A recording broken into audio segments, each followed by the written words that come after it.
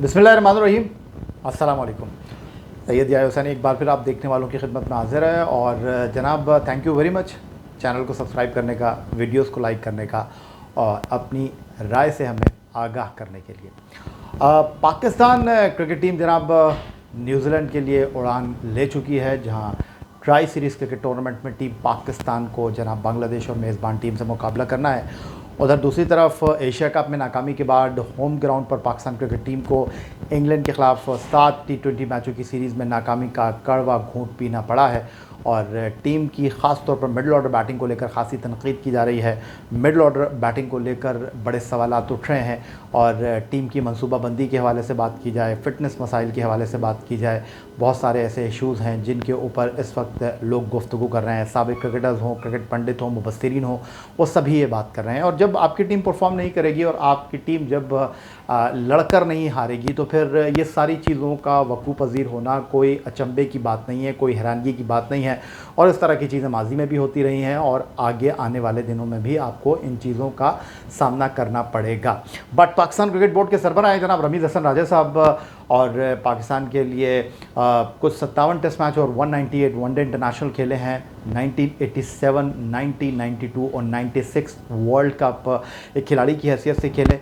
और मुझे अच्छी तरह याद है 2017 की चैंपियंस ट्रॉफ़ी की बात है, जब बर्मिंघम के एजबेस्टन क्रिकेट ग्राउंड पर पाकिस्तान क्रिकेट टीम को भारत के ख़िलाफ़ एक एकतरफ़ा मुकाबले के बाद नाकामी से 2-4 होना पड़ा था। तो वहाँ पर रमीज़ हसन राजा से जब मैं इंटरव्यू कर रहा था तो उन्होंने बड़े बबांग दहल अंदाज में बड़े खोल कर ये गुफ्तगू की थी कि जनाब बहुत फ़र्क है जनाब खेलने के अंदाज में। और उनका कहना ये था कि जनाब इस सिस्टम को अब शट डाउन करने की ज़रूरत है।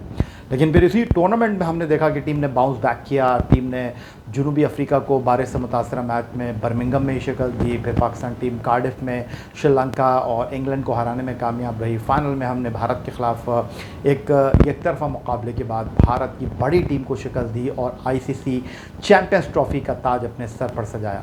वहाँ पर रमीज़ हसन राजा के ख़यालात जो थे वो डिफरेंट हो गए थे और उन्होंने एक खिलाड़ी की हैसियत से, एक मुबस्सिर की हैसियत से टीम की कारकर्दगी को सराहा था। जब आप अच्छा परफॉर्म नहीं करेंगे तो ऐसा ही होता है कि मुबस्सिरीन आपकी खामियों पर गुफ्तगू करते हैं, और जब आप अच्छा परफॉर्म करते हैं तो वो टीम जो कुछ दिन पहले हार जाती है अच्छा कारकर्दगी का मुजाहरा करेगी तो कोई उसकी खामियों पर बात नहीं करेगा, डेफिनेटली उसकी कामयाबियों पर ही बात करेगा, उसकी अच्छी परफॉर्मेंस पर ही बात करेगा।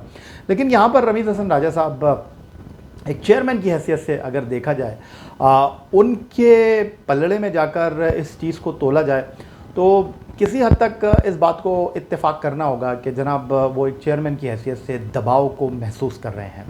और वो जनाब अपना YouTube चैनल माजी में चलाते रहे और इस बार उन्होंने पाकिस्तान क्रिकेट बोर्ड के सोशल मीडिया का सहारा लिया और उन्होंने अपनी आवाम को एड्रेस किया और उन्होंने कहा कि जनाब आपने ओनरशिप ली है पाकिस्तान के इंग्लैंड के साथ जो T20 सीरीज़ थी उसमें जनाब रिकॉर्ड टर्न आउट रहा है तमाशाइयों की शिरकत के हवाले से। 1,20,000 से ज़्यादा तमाशाइयों ने नेशनल स्टेडियम कराची में 4 T20 मैच देखे।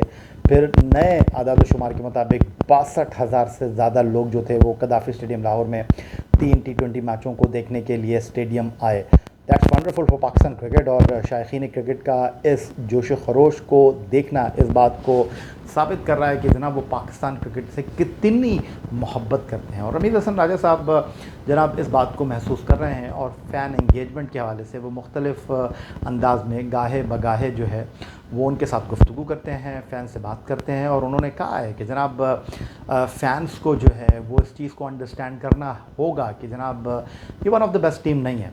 लेकिन ऐसा भी नहीं हो सकता कि ये टीम ऑस्ट्रेलिया की तरह स्विच ऑफ करें, स्विच ऑन करें और ये टीम एकदम जो है ऑस्ट्रेलिया की तरफ अटैकिंग क्रिकेट खेलने लग जाए। यहाँ पर मुझे थोड़ा सा चेयरमैन क्रिकेट बोर्ड की बात से जो है वो इख्तिलाफ है। क्यों भाई, हम दुनिया की one of the best team नहीं हो सकते? 92 में हम वर्ल्ड चैम्पियन बने, 2009 में हम यूनुस खान की क़यादत में लॉर्ड्स में श्रीलंका को हराकर वर्ल्ड T20 चैम्पियन बने, 2017 में हम सरफराज अहमद की क़यादत में एक नई बनती हुई टीम जिसको कोई रेट नहीं कर रहा था, जिसके बारे में बहुत सारे लोगों का ख्याल था कि जनाब इस टूर्नामेंट के बाद सरफराज की कप्तानी चली जाएगी, मिक्की आर्थर की कोचिंग चली जाएगी। उस टीम ने जनाब अपनी कामयाबियों के न सिर्फ नए झंडे गाड़े बल्कि उन्होंने वो कुछ किया जिसकी शायद किसी को तवक्को नहीं थी।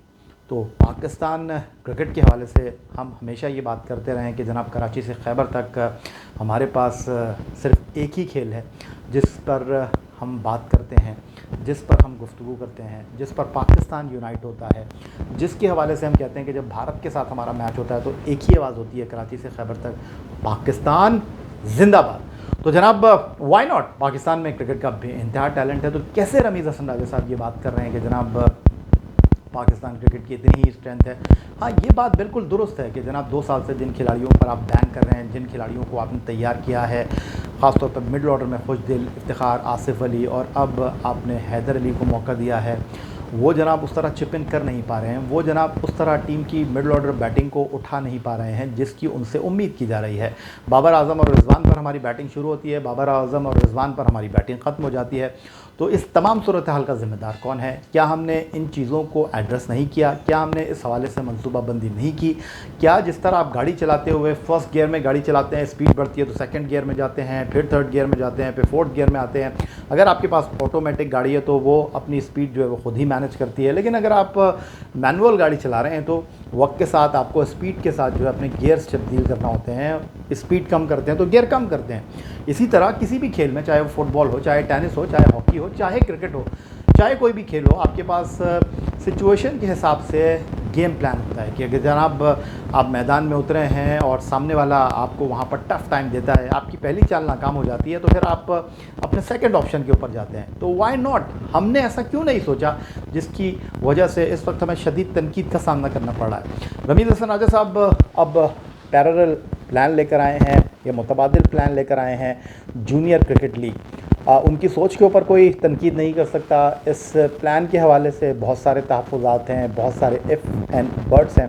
पाकिस्तान सुपर लीग की शुरुआत हुई थी तो वहाँ पर भी जनाब बहुत सारे सवालात थे, बहुत सारे लोगों का ख्याल ये था कि ये एक घाटे का सौदा है, और पाकिस्तान क्रिकेट बोर्ड के उस वक्त के सरबराह नजम अज़ीज़ सेठी साहब जो हैं वो जनाब अंधेरे में तीर चला रहे हैं। लेकिन जब ये प्रोजेक्ट कामयाब हुआ तो जनाब फिर अब सभी इसके मुतारफ़ दिखाई देते हैं। इंडियन प्रीमियर लीग हो गई, बांग्लादेश प्रीमियर लीग हो गई, कैरेबियन प्रीमियर लीग हो गई, पेग बैश हो गई, 100 बॉल क्रिकेट हो गई। अब पाकिस्तान सुपर लीग जनाब दुनिया का एक ब्रांड बन चुका है।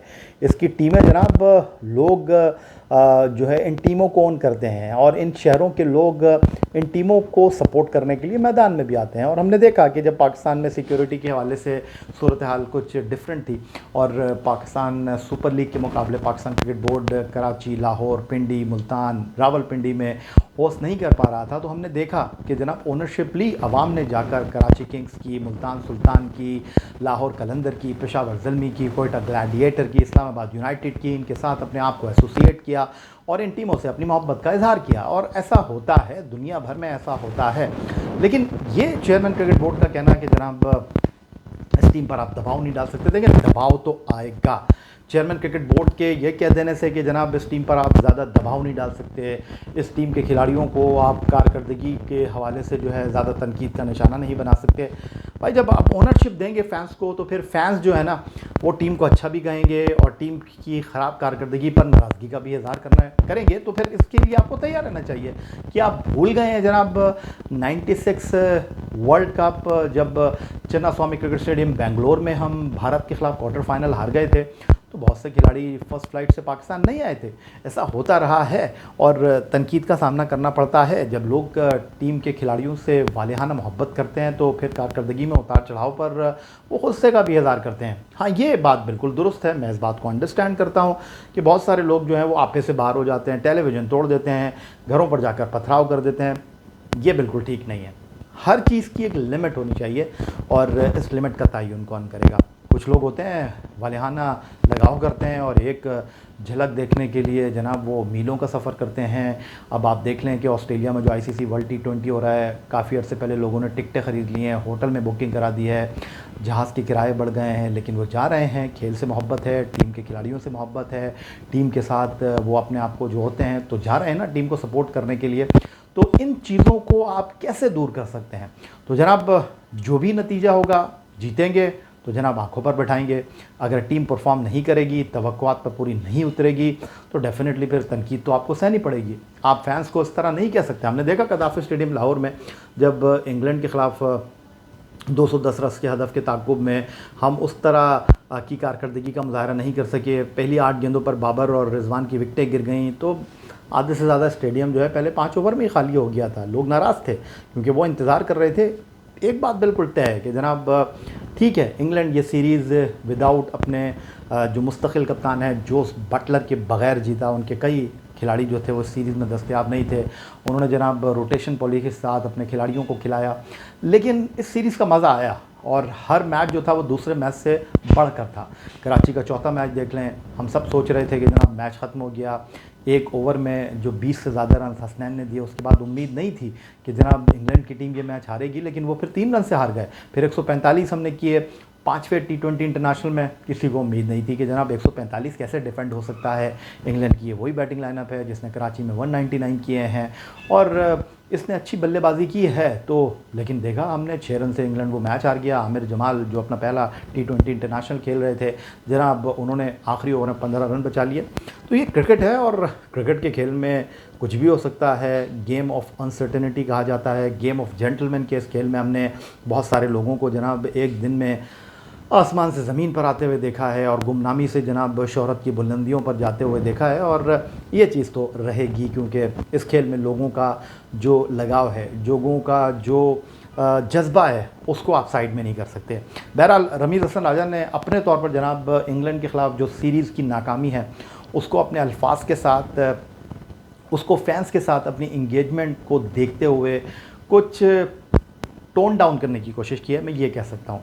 लेकिन उनका ये कह देना कि जनाब यही टीम है और इस टीम में तब्दीली नहीं हो सकती, उनका ये कह देना कि जनाब आप इसी टीम के साथ आपने सोचना है, क्यों तब्दीली नहीं हो सकती? अगर आपके पास तब्दीली की गुंजाइश है, अगर आप बेहतरी की तरफ जा सकते हैं तो बिल्कुल आप तब्दील कर सकते हैं टीम में, आप देख सकते हैं जनाब। लेकिन मैं ये नहीं कह रहा कि आप मैसिव किस्म का जो है वो टीम में बदलाव लेकर आ जाएँ, वरना फिर आप उन खिलाड़ियों से कैसे उम्मीद करेंगे जिन पर आप 2 साल तक तकिया नहीं कर रहे थे, उनको मौका नहीं दे रहे थे। फिर इनका क्या फ़ायदा जिनको आप 2 साल से खिला रहे थे? इनको जाना चाहिए। लेकिन एक आध तब्दीली अगर आप समझते हैं कि कहीं गुंजाइश है, वो जो कहते हैं ना नट बोल्ट कुछ बेहतर करने की ज़रूरत है, तो वो आपको करना चाहिए। ऐसा नहीं हो सकता कि आप एक गाड़ी को 5 साल चलाने के बाद मुकम्मल तौर पर तब्दील कर दें। इससे बेहतर है कि आप नई गाड़ी ले लें। तो इस वर्ल्ड T20 को हो लेने दें। इस वर्ल्ड T20 के बाद जो खामियां हैं उसके ऊपर सर जोड़ कर बैठें और इस वर्ल्ड T20 से पहले जो एक आध तब्दीली बनती है वो ज़रूर होनी चाहिए। तो आप बता सकते हैं कि कौन सी तब्दीली होनी चाहिए। और जो रमीज़ हसन राजा साहब ने डिफेंड किया है टीम को और उन्होंने क्रिटिक्स को जवाब दिया है, आप उस बारे में क्या राय रखते हैं? तो आपकी राय का मैं मुंतज़र रहूँगा। चैनल को सब्सक्राइब करना मत भूलिएगा। अपना बहुत ख्याल रखिए। सैयद याह्या हुसैनी को अगली वीडियो तक के लिए इजाज़त दीजिए। अल्लाह हाफ़िज़। पाकिस्तान जिंदाबाद।